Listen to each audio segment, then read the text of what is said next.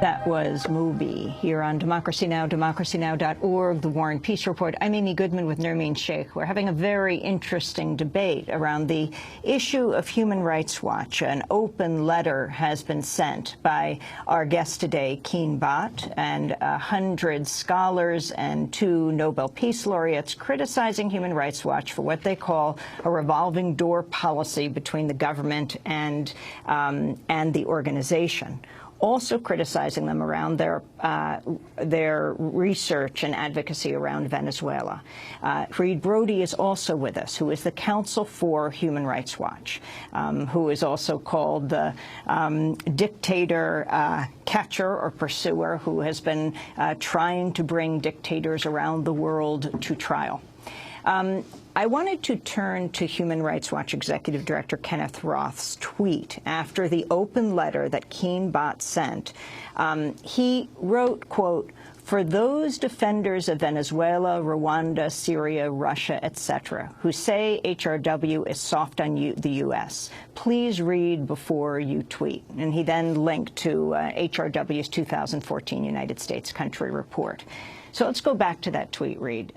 He said for those critics, he says, for those defenders of Venezuela, Rwanda, Syria, Russia, etc. Does Human Rights Watch equate Venezuela with Rwanda and Syria? No, but those are the countries where we tend to get pushback. So, for instance, Rwanda. You know, Human Rights Watch, the late Alison DeForge, documented the genocide, a book that is probably the most important testimonial to that genocide. But she didn't stop there, and she's been critical of the current government. As a result, Human Rights Watch is the subject of a similar Venezuela kind of campaign. But talk about Venezuela, because we only have a few minutes, and that's where we want to end. Your concern about the coverage of Venezuela, King? Yeah, I think that in 2008, 100 academics clearly denounced what they called, flimsy and inaccurate evidence. HRW is entitled to its advocacy, but you can't make up facts. And the core issue there was that in one instance, HRW referred to the systematic discrimination and the provision of social services based on political affiliation. They literally had one case, and that was based on hearsay. That was based on a phone call with somebody who had a 98-year-old grandmother who was denied service. I mean, this is a level of scholarship that would not be admissible, at a high school level.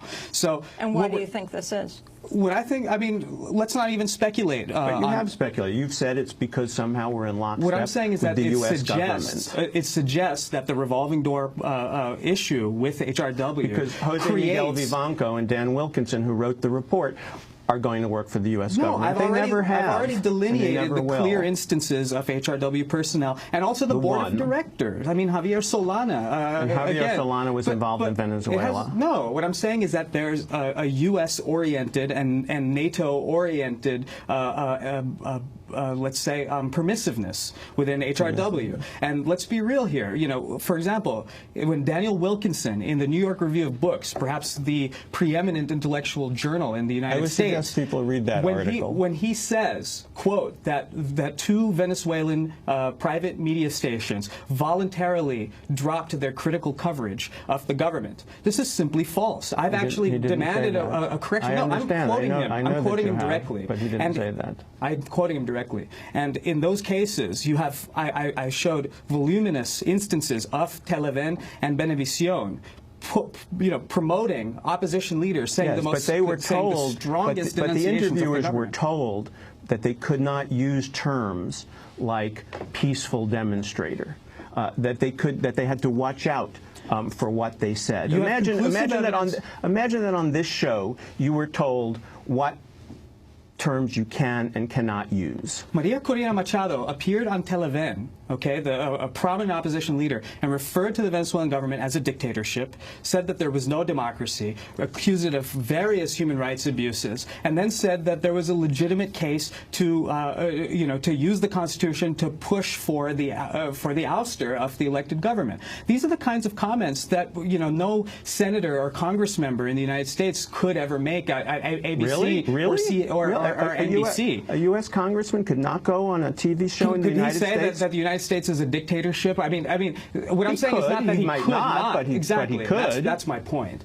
Is that this is the kind of expression, the freedom of expression that exists in Venezuela, where somebody, a prominent opposition leader, can refer to an elected government as a dictatorship. I'm very glad to hear that they can do that. Yeah, that's a great accomplishment. We're going to leave it there. We'd love to invite people's comments. Go to our Facebook page. Go to democracynow.org.